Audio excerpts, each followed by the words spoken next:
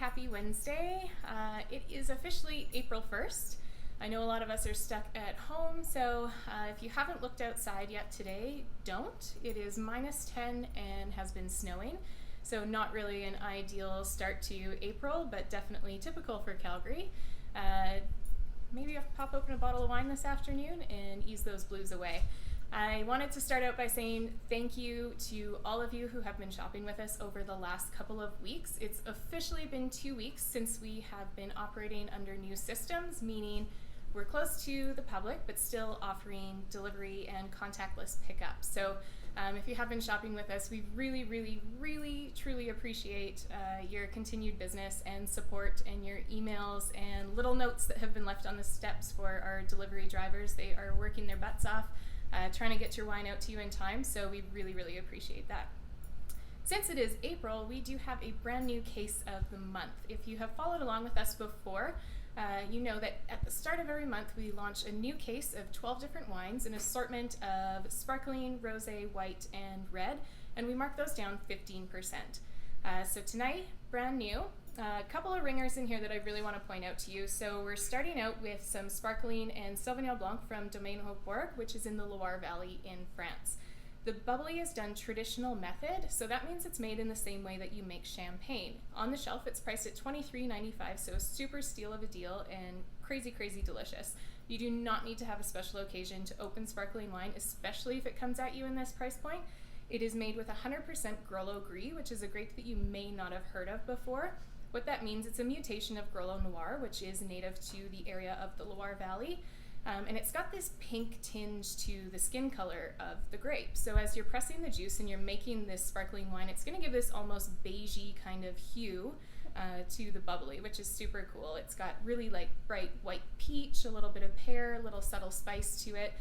So pick up a bottle of that because it's crazy delicious. I had it with some crab cakes last night that I picked up at Market Seafood here in the farmer's market. Perfect little pairing. Also from them is their Sauvignon Blanc. So we have had it in before. It's just been a couple of months since it's returned in stock. It's $19.95 on the shelf at regular price point.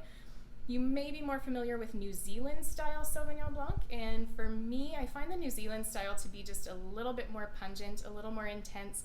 Sometimes you get notes of tropical fruits that add in there, kind of like star fruit or something to that effect. If you haven't tried from the Loire Valley, you should. It's another really fresh and bright style of Sauvignon Blanc, and it's something that they do really well there. For me, I get a little bit more like green apple, gooseberry, and the smell that I'm longing for most at this time of year is fresh cut grass, and it does have that really like sweet, fresh smell to it. So definitely check out a couple of those. They are listed on our website on their own as well if you're not looking to pick up the case of the month, but it's going to be a good way to try a whole bunch of different styles of wines. We've got a couple rosés as well, another white, and then 7 different reds of various styles and regions for you to try out. So hop online, it's regular $260, but with the 15% off, it's on for $222, and then add in your free delivery, so get yourself set up for the next couple weeks.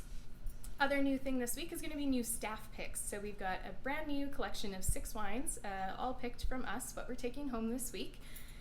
We've got another Sauvignon Blanc, but from Chile this time. So again, if you want to try a couple different styles, that gives you opportunity. Chateau L'Hermitage, this is one of Selena's favorites.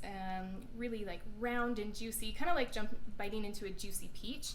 Malbec, again from South America, so a couple South American wines. Rosé from Australia has a little bit of more ved, and I find that grape just adds this subtle herbaceous tone, so kind of a really cool way to try your rosé. Ortega, which we featured a few weeks back, so you may have tried that one, and you know it's a delicious little treat. And then brand new right in front is new to the shop. That's my pick. That's what we're going to talk about next from Villa Spinosa, and it's Valpolicella. Valpolicella. It comes from the region of Veneto, which is in northern Italy.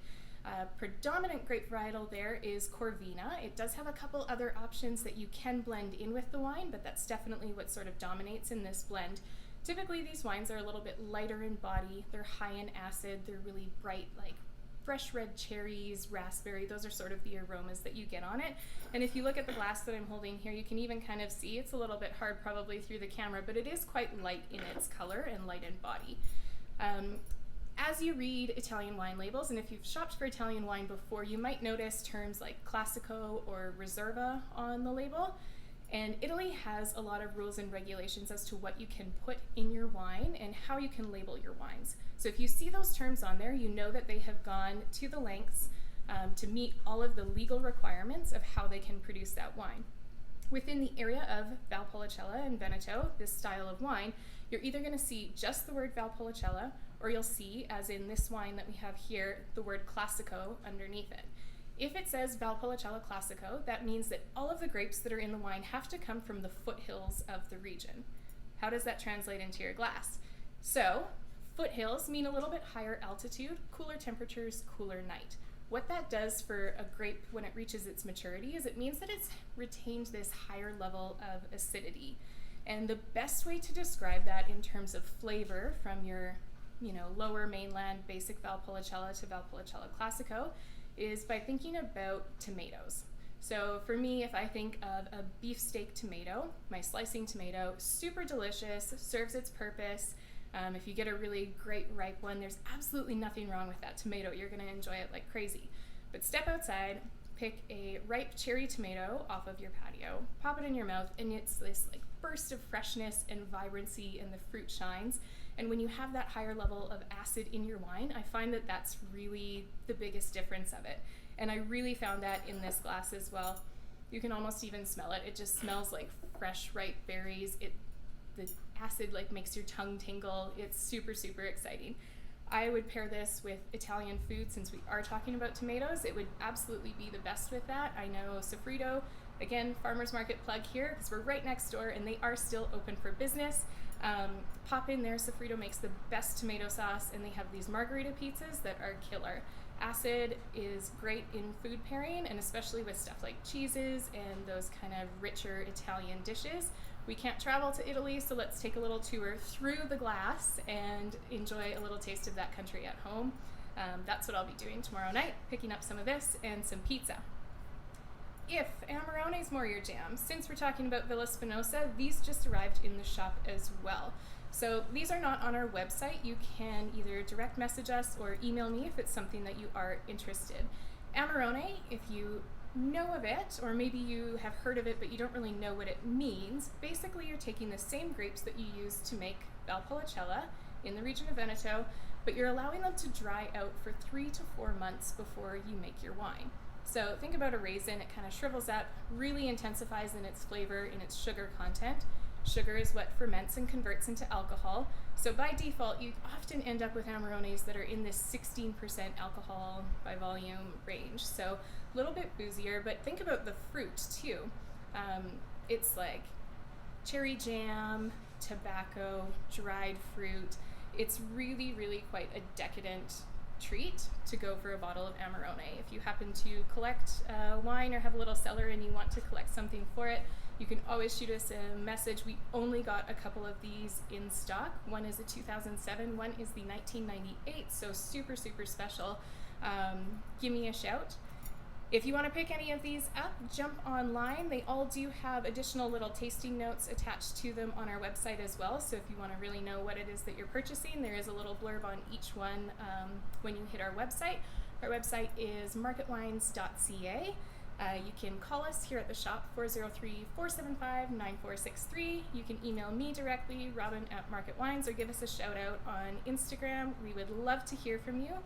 We've got the whole team here ready to help you out, answer your questions, help you pick out your wines. Aside from these, we still have our $99 six-packs online, as well as our premium six-pack if you want to survive COVID in style. Take care and chat soon.